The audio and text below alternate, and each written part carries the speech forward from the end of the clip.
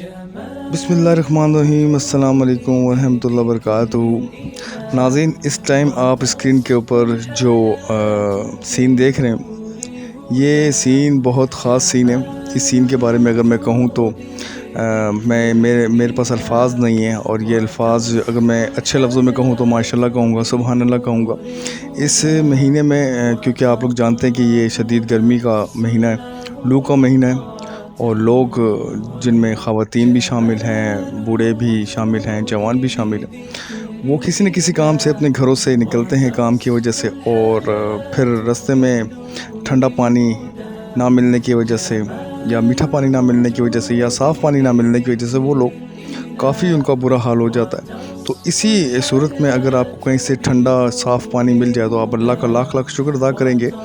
हैदराबाद का छोटा सा इलाका हाशमी कॉलोनी जो साइड एरिया की तरफ पड़ता है, ठीक टनोद खान वाली रोड के ऊपर मेरा यहाँ से गुज़र हुआ, और मैंने जब यहाँ का माहौल देखा तो ये सीन बहुत मेरे लिए हैरत अंगेज़ था कि इतनी शदीद गर्मी के अंदर ये रोड के ऊपर ड्रम रख कर और लोगों को ठंडा मीठा पानी पिला रहे हों। मैंने इस पूरे सीन को कैप्चर करने की कोशिश की जो कि आप लोगों के सामने है।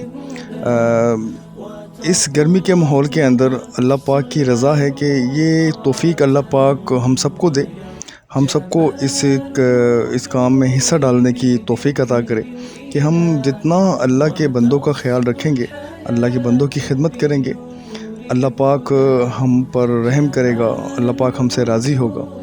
और अगर मैं ये सारा सीन आपके सामने जो मेरा बात करने का मकसद है कि दोस्तों, ज़िंदगी बिल्कुल कुछ टाइम की है, कुछ वक्त की है, एक ख्वाब की तरह है जिसे हम गुजार रहे हैं अपनों।